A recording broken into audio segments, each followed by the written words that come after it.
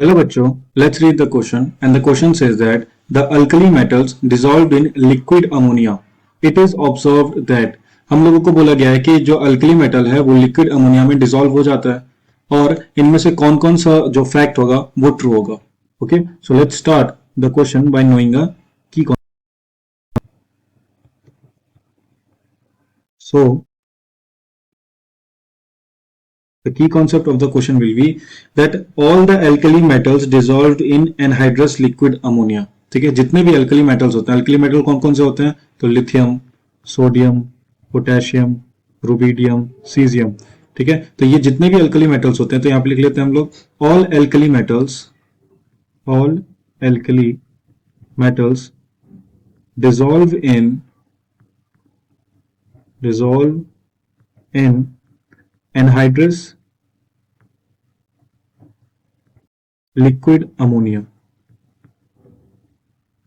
ठीक है, जितने भी अल्कली मेटल रहते हैं वो एनहाइड्रस लिक्विड अमोनिया में डिसॉल्व हो जाते हैं. अब यहाँ पे कॉन्सेप्ट वाली बात ये है कि जब भी ये लिक्विड अमोनिया में डिसॉल्व होंगे तो सबसे पहला पॉइंट कि ये ब्लू कलर देते हैं. ओके, सबसे पहले क्या करेंगे, ये ब्लू कलर का सॉल्यूशन बना. तो ये जो ब्लू कलर रहता है ये किसकी वजह से आता है? It is due to the ammoniated electrons.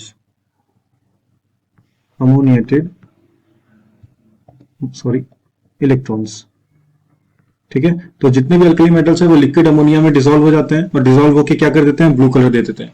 और ये जो ब्लू कलर रहता है ये किन की वजह से आता है? ये आता है हम लोग का अमोनिएटेड इलेक्ट्रॉन की वजह से. ठीक है, ये हो गया पहला पॉइंट. दूसरा पॉइंट हम लोग ये ध्यान में रखेंगे कि जो डाइल्यूट सॉल्यूशन है वो पैरामैग्नेटिक रहता है. यहाँ पे वो भी लिख लेते हैं कि डाइल्यूट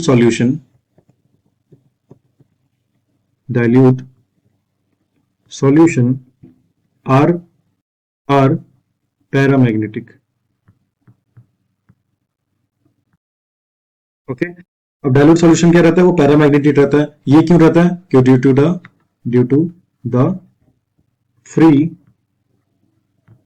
अमोनिएटेड इलेक्ट्रॉन्स.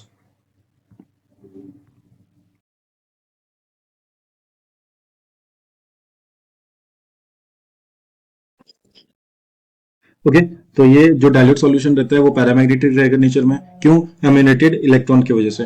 अब third and the important point, जैसे जैसे हम लोग कॉन्सेंट्रेशन बढ़ाते हैं तो वैसे ये जो सॉल्वेटेड इलेक्ट्रॉन रहता है उनका एसोसिएशन स्टार्ट हो जाता है. और जैसे जैसे एसोसिएशन स्टार्ट हो जाएगा तो पैरामैग्नेटिज्म डिक्रीज हो जाता है. और पैरामैग्नेटिज्म जैसे जैसे डिक्रीज हो जाता है उसकी वजह से जो ब्लू कलर है वो चेंज हो जाता है. तो क्या लिखेंगे हम लोग? As we increase the concentration, जैसे जैसे हम लोग कॉन्सेंट्रेशन को इंक्रीज करेंगे, एसोसिएशन ऑफ सॉल्वेटेड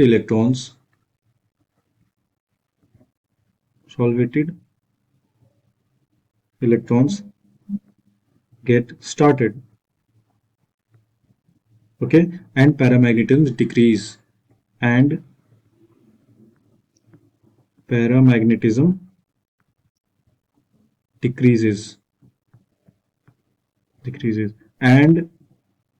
जो ब्लू कलर रहता है वो हम लोगों का चेंज हो जाता है किसमें? ब्रॉन्ज में. ठीक है, सॉरी, ब्रॉन्ज में. तो ये हम लोगों का की कॉन्सेप्ट है. अब जितना भी अल्कली मेटल्स लिक्विड अमोनिया में डिसॉल्व हो जाता है ब्लू कलर दे देता है. किसकी वजह से देगा? तो अमोनिएटेड इलेक्ट्रॉन्स की वजह से. अब यही अमोनिएटेड इलेक्ट्रॉन की वजह से जो सॉल्यूशन रहता है, जो डाइल्यूट सॉल्यूशन रहता है वो पैरामैग्नेटिज्म हो जाता है. जैसे जैसे हम लोग कॉन्सेंट्रेशन इंक्रीज करेंगे तो पैरामैग्नेटिज्म डिक्रीज कर जाएगा. और पैरामैग्नेटिज्म डिक्रीज करेगा तो ये जो ब्लू कलर है ये चेंज हो जाता है हम लोगों का ब्रॉन्ज में. अब हम लोग ऑप्शन चेक कर लेते हैं. तो पहला ऑप्शन है कि द डाइल्यूट सॉल्यूशन और blue and the colour changes to brown with increasing solution. जी हाँ, ये करेक्ट है. हम लोगों का थर्ड पॉइंट इसी पे है, तो this is a correct option. The blue colour is due to solvated electron. ये भी जस्ट हम लोगों ने लिखा कि ब्लू कलर जो रहता है वो सॉल्वेटेड अमोनिएटेड इलेक्ट्रॉन्स की वजह से रहता है. The C option, the blue solutions are paramagnetic and reducing agent. और यहाँ पे सेकंड पॉइंट में हम लोग लिखे हुए हैं कि जो ये सॉल्यूशन रहता है, ये जो डाइल्यूट सॉल्यूशन है वो पैरामैग्नेटिक रहता है. तो यहाँ पे करेक्ट ऑप्शन कौन सा हो जाएगा? Option D will be the correct option, that all the facts above are correct. Okay, so hope you understand the concept. Thank you and best of luck.